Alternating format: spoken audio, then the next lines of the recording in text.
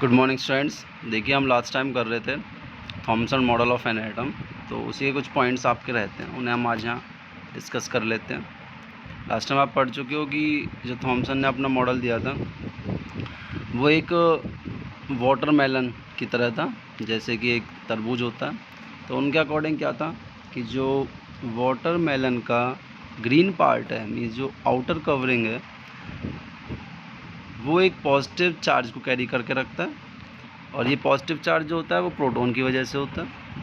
और जो उसके सीड्स हैं, वाटरमेलन के जो सीड्स हैं, ठीक है, रेड पार्ट के अंदर जो सीड होते हैं वो रिप्रेजेंट कर रहे थे उनके मॉडल में इलेक्ट्रॉन को, और ये कैरी करते हैं नेगेटिव चार्ज। अल्टीमेटली कोई एटम है तो वो इलेक्ट्रिकली न्यूट्रल होता है, क्योंकि उसके नंबर ऑफ जो इलेक्ट्रॉन है वो इक्वल होते हैं नंबर ऑफ प्रोटॉन के। तो नेक्स्ट हम देखते हैं, उन्होंने कहा था कि जो इलेक्ट्रॉन है वो नेगेटिव चार्ज है, ठीक है, एटम का एक कंपोनेंट है, एटम का एक पार्ट है, एग्जिस्ट आउटसाइड द न्यूक्लियस, जो कि न्यूक्लियस से बाहर होता है, न्यूक्लियस के अंदर नहीं होता, न्यूक्लियस से बाहर होता है, न्यूक्लियस सेंटर में होता है एटम के। Each electron carries 1 unit of negative charge, हर एक जो इलेक्ट्रॉन है वो 1 यूनिट नेगेटिव चार्ज कैरी करता है, and has a very small mass, और बहुत ही कम इनका मास होता है अगर हम कंपेयर करें उनके मास की न्यूट्रॉन और प्रोटॉन से, तो इलेक्ट्रॉन का मास बहुत ही कम होता है। आप यहाँ पे देख सकते हैं कैथोड रे ट्यूब एक्सपेरिमेंट उन्होंने किया था। तो कैथोड रे ट्यूब जो एक्सपेरिमेंट हुआ, तो इसमें है जो कैथोड रे ट्यूब एक्सपेरिमेंट है, तो कैथोड यहाँ पे दे रखा है, एनोड दे रखा है, ठीक है, ये टर्मिनल्स होते हैं आपके। तो कैथोड से रिलीज हो रही हैं कैथोड रेज, और जो ये कैथोड रेज हैं ये आप देख सकते हैं कि पॉजिटिव चार्ज की तरफ ये अट्रैक्ट हो रही है। तो अल्टीमेटली अगर कोई चीज़ पॉजिटिव चार्ज की तरफ अट्रैक्ट होगी तो उसका खुद का चार्ज क्या होगा, नेगेटिव। तो यहीं से पता चला कि इलेक्ट्रॉन्स का जो चार्ज है वो क्या है, नेगेटिव है, ठीक है। तो इलेक्ट्रिक और मैग्नेटिक फील्ड के अंदर उन्होंने फीचर्स देखे कैथोड रेज के कि वो किस प्रकार के प्रॉपर्टीज़ या फीचर्स शो करती है। J Thomson used cathode ray tubes, इन्होंने कैथोड रे ट्यूब्स यूज की ये दिखाने के लिए जो कैथोड रेज हैं respond to both magnetic and electric field, कि ये दोनों ही मैग्नेटिक प्रॉपर्टीज़ भी कैरी करती हैं और इलेक्ट्रिक प्रॉपर्टीज़ भी कैरी करती हैं, ठीक है। Since the ray was attracted to the positive electric plate placed over the cathode ray tube, उन्होंने कहा या उन्होंने ये देखा कि जो ये रेज हैं ये पॉजिटिव इलेक्ट्रिक प्लेट की तरफ अट्रैक्ट होती हैं, ठीक है, पॉजिटिव टर्मिनल की तरफ जाती हैं। ही डिटरमाइंड, तो उन्होंने क्या डिटरमाइन किया कि ray must be composed of negatively charge particle. तो अल्टीमेटली जो ये रेज हैं ये कैसे चार्ज पार्टिकल से बनी हुई हैं, नेगेटिव चार्ज पार्टिकल से बनी हुई हैं। तो उन्होंने इस नेगेटिव चार्ज पार्टिकल को नाम दिया इलेक्ट्रॉन्स। ये इनका था ऑल अबाउट थॉमसन मॉडल। लेकिन इसमें कुछ लिमिटेशंस थी, और उन लिमिटेशन की वजह से इसको एक्सेप्ट नहीं किया गया।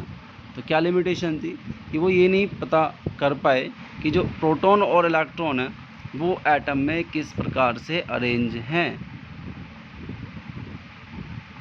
और अरेंजमेंट में भी कि इनकी जो डिस्टेंस है बहुत कम होती है, प्रोटॉन और इलेक्ट्रॉन की जो डिस्टेंस है वो इतनी ज़्यादा नहीं होती, इतना गैप नहीं होता है इनके बीच में। तो किस प्रकार वो अपने आप को अरेंज करते हैं, ये इस पॉइंट को क्लियर नहीं कर पाए। नेक्स्ट आ गया गोल्डस्टेन, ई गोल्डस्टेन, ठीक है। और ये जो गोल्डस्टेन है, इन्होंने क्या किया, जैसे कैथोड रे एक्सपेरिमेंट ट्यूब एक मेथड था, ठीक है, जहाँ से इलेक्ट्रॉन की डिस्कवरी हुई, इन्होंने कैनल रेज डिस्कवर किए।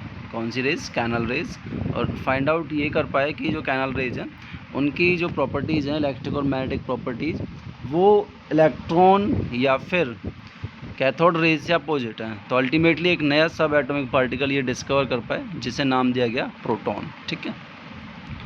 तो जर्मन ये फिजिक्स थे, और इन्होंने एक एटॉमिक मॉडल प्रपोज किया, ठीक है, और इन्होंने क्या किया, कैनल रेज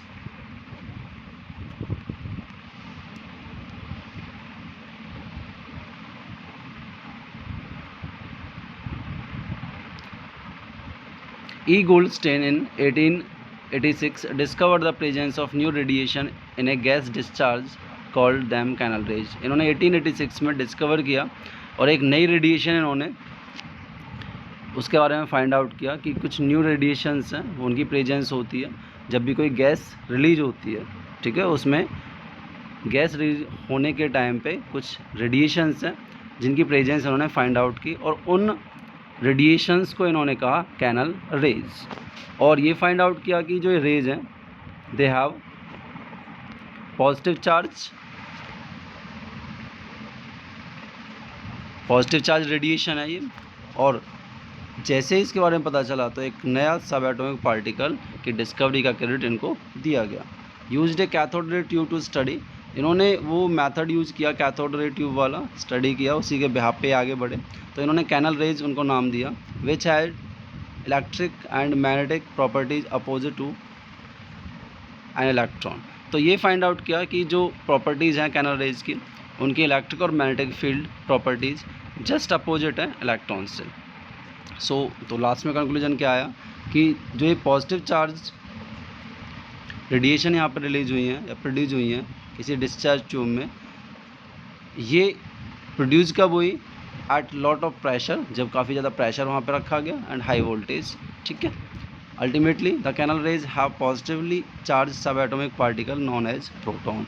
और लास्ट में इन रेज को नाम दिया गया प्रोटॉन का, और इसको हम इंडिकेट करते हैं स्मॉल p के साथ, ठीक है। पॉजिटिव चार्ज जो भी एटम के अंदर प्रेजेंट होता है इन प्रोटॉन्स की वजह से होता है। नेक्स्ट आपका रदरफोर्ड स्कैटरिंग एक्सपेरिमेंट। तो इनके एक्सपेरिमेंट में क्या था, इन्होंने क्या किया, गोल्ड फॉयल ली थी और उस गोल्ड फॉयल पे इन्होंने बम्बार्डमेंट कराई थी अल्फ़ा पार्टिकल्स की, ठीक है। किसकी कराई थी? अल्फ़ा पार्टिकल्स की। तो अल्फ़ा पार्टिकल्स पॉजिटिव चार्ज होती हैं, ठीक है। और जब उनकी यहाँ पे बम्बार्डमेंट कराई गई तो उन्होंने देखा कि जब गोल्ड फॉयल में से ये अल्फ़ा पार्टिकल्स उन्हें टच करती हैं या उसके न्यूक्लियस तक पहुँचती हैं या उस एटम को टच करती हैं, उसकी रेडियस में पहुँचती हैं, तो अलग अलग डिफ्लेक्शन शो करती हैं। कुछ ऐसी होती हैं जो क्रॉस कर जाती हैं, सीधे निकल जाती हैं। कुछ ऐसी होती हैं कि स्मॉल डिफ्लेक्ट करती हैं, मतलब कुछ एंगल से वापस आती हैं। कुछ का डेविएशन का एंगल बहुत ज़्यादा होता है। और कुछ ऐसी होती हैं कि जिस पाथ पे वो गई, जिस रास्ते पे वो गई, वो उसी रास्ते से वापस आ जाती हैं। तो अकॉर्डिंग टू इनके रदरफोर्ड के इन्होंने जो मॉडल दिया था उसमें क्या था, इन्होंने कहा कि जो इलेक्ट्रॉन क्लाउड है, मीन्स जो उसका नेगेटिव चार्ज है, वो आउटर जो हम कहेंगे बॉर्डर है लाइक एटम का, वहाँ पे प्रेजेंट है, ठीक है, बाहर की तरफ प्रेजेंट है। और जो उसका पॉजिटिव चार्ज है वो उसके न्यूक्लियस में है, और न्यूक्लियस उसका कहाँ है? सेंटर में है। तो जितना भी पॉजिटिव चार्ज है, जितना भी मास जो होता है किसी एटम का, वो उसके सेंटर में या उसके न्यूक्लियस में होता है। Rutherford took a thin gold foil, उन्होंने एक बहुत ही पतली गोल्ड फॉयल ली एंड मेड अल्फ़ा पार्टिकल्स, और अल्फ़ा पार्टिकल्स लिए, ठीक है, He2+, positively charge helium fall on it. इसको आप अल्फ़ा पार्टिकल कहो या फिर पॉजिटिव चार्ज हीलियम कहो। तो क्या ऑब्जर्वेशन इन्होंने किया अपने एक्सपेरिमेंट से, इन्होंने देखा कि most of the alpha particles pass through the gold foil without getting deflected. ज़्यादातर जो पार्टिकल्स हैं बिना किसी डिफ्लेक्शन के वो सीधे निकल जाते हैं, कोई भी डिफ्लेक्शन शो नहीं करते। देखिए आप यहाँ पे देख सकते हैं, ये रहे most of the alpha particles, देखो सीधे निकल गए, ठीक है। यहाँ पे कोई डिफ्लेक्शन शो नहीं हो रहा। सेकंड वो पॉइंट कहते हैं वेरी फ्यू पार्टिकल्स वर डिफ्लेक्टेड। कुछ ही पार्टिकल्स ऐसे होते हैं कि वो बहुत ही कम पार्टिकल्स डिफ्लेक्ट करते हैं, मीन्स टकराने के बाद अपने किसी और एंगल के साथ वो अपने रास्ते को बदल देते हैं। देखो स्मॉल डिफ्लेक्शन आप देख सकते हो।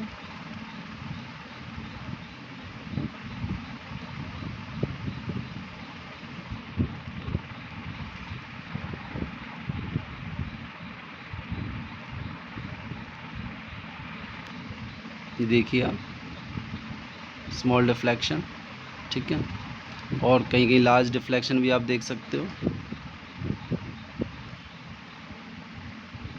ये लार्ज डिफ्लेक्शन है, ठीक है। तो इस तरह से उन्होंने केसेस देखे। और थर्ड में उन्होंने क्या देखा, वेरी फ्यू अल्फा पार्टिकल्स, बहुत ही कम पार्टिकल्स ऐसे थे 1 in 1 लाख, ठीक है, 1 लाख में से एक पार्टिकल ऐसा था, completely rebound on hitting the gold foil, कि उन्होंने जब उसको रीबाउंड किया on hitting the gold foil, कुछ ही ऐसे पार्टिकल्स थे 1 लाख में से एक जो कम्प्लीटली रीबाउंड टकरा कर वापस आ गए जब उन्होंने गोल्ड फॉयल को हिट किया। तो ये इनकी ऑब्जर्वेशन थी। यहाँ पे आप देख सकते हैं डायग्राम में ऑलरेडी दिखाया हुआ है, ठीक है, टर्न बैक, मैं आपको इंडिकेट कर देता हूँ, देखिए इसको, ये था, और this one is turn back, ठीक है। तो इस तरह से कुछ बहुत कम पार्टिकल्स टर्न बैक हुए थे। तो यहाँ से कुछ इन्फेरेंस निकल के आए, कुछ कंक्लूजन निकल के आए कि क्या थे, कि most of the space inside the atom is empty, कि ज़्यादातर जो स्पेस है किसी एटम के अंदर वो एम्प्टी है। क्यों? क्योंकि पार्टिकल्स आपके सीधे उसमें से निकल रहे हैं, ठीक है, उन्हें कोई रोक टोक वहाँ पे नहीं है, खाली जगह है, तभी तो कोई चीज़ सामने से क्लियर होकर निकल सकती है। दूसरा, positive charge of the atom occupies very little space, कि जो एटम का पॉजिटिव चार्ज है वो उसके पूरे जो उसकी रेडियस है उसमें स्प्रेडिंग नहीं है, उसमें फैला हुआ नहीं है, वो सिर्फ उसके किसी थोड़े से स्पेस में फिक्स है। पॉजिटिव चार्ज किसी भी एटम का बहुत ही कम स्पेस में होता है। Nucleus of the atom is very small, और अगर हम बात करें टोटल साइज़ की एटम की और उसके न्यूक्लियस की, तो ये माना गया कि जो न्यूक्लियस है उसका साइज़ एटम के साइज़ से बहुत ही स्मॉल है। अब इस एक्सपेरिमेंट के बाद काफ़ी चीज़ें और भी क्लियर हुई, लेकिन इसमें भी कुछ लिमिटेशंस रह गई। तो क्या लिमिटेशन इसकी थी? इसके अकॉर्डिंग क्या था कि न्यूक्लियस और इलेक्ट्रॉन आर हेल्ड टुगेदर। उन्होंने कहा कि जो न्यूक्लियस और इलेक्ट्रॉन है उनके बीच में एक फोर्स काम करता है, इलेक्ट्रोस्टैटिक फोर्स ऑफ अट्रैक्शन जिसे हम कहते हैं, और इसकी वजह से दोनों जुड़े रहते हैं, ठीक है, फ्यूज होते हैं between them. This does not happen in the atom, लेकिन ऐसा नहीं होता। अगर वो फ्यूज होते तो कभी भी किसी भी एटम से आप इलेक्ट्रॉन को रिमूव नहीं कर सकते थे। एक कंसेप्ट यहाँ से जो आया भी साइज़ वाला, वो हम देखते हैं कि एटॉमिक जो साइज़ है, आपने पढ़ा है कि आर्मस्ट्रॉन्ग, ठीक है, जो यूनिट होती है 10⁻⁻10 मीटर, ठीक है। तो जो साइज़ है एटम का वो 10⁻⁻10 मीटर की रेंज में होता है, और जो न्यूक्लियर की रेडियस है, ठीक है, वो 10⁻15 मीटर में होती है। तो काफ़ी ज़्यादा दोनों के बीच में रेशो होता है साइज में।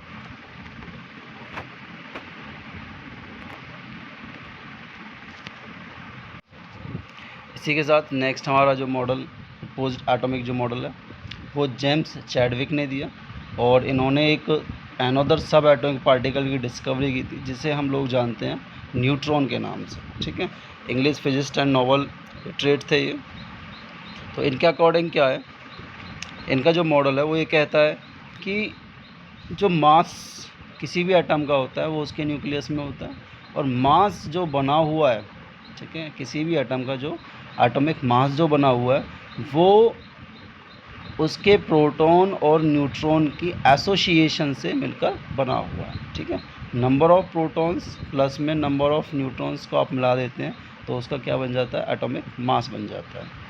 जबकि जो इलेक्ट्रॉन्स हैं वो न्यूक्लियस के बाहर होते हैं, ठीक है, और पर्टिकुलर ऑर्बिट पाए जाते हैं न्यूक्लियस के बाहर, ऑर्बिट 1 ये आप देख सकते हैं, दिस वन, ये ऑर्बिट 1 है आपका, ठीक है, ये आपका 2 है। तो ये प्रॉपर पाथ होते हैं, रास्ते होते हैं, ऑर्बिट होते हैं जिन पर कि इलेक्ट्रॉन मूव करते रहते हैं। ये कार्बन का उन्होंने यहाँ पे एक्सप्लेन किया हुआ है कि कार्बन के पास 6 प्रोटॉन है, ठीक है, 6 न्यूट्रॉन है, तो इसका एटॉमिक मास जो हुआ 12 यूनिट हो जाता है, 6 + 6। In 1932, James Chadwick proved that the atomic nucleus contained a nuclear particle, कि जो एटम का न्यूक्लियस होता है उसमें एक न्यूट्रल पार्टिकल भी होते हैं, which had been proposed more than a decade earlier, by Ernest Rutherford officially discovered the neutron in 1932, जिसके बारे में बहुत समय पहले रदरफोर्ड ने भी मॉडल अपना प्रपोज किया था, ठीक है, इनसे पहले। बट एक्चुअल में जो चीज़ें क्लियर करके दी वो हमें चैडविक ने करके दी। तो Chadwick receive the Nobel prize in 1935।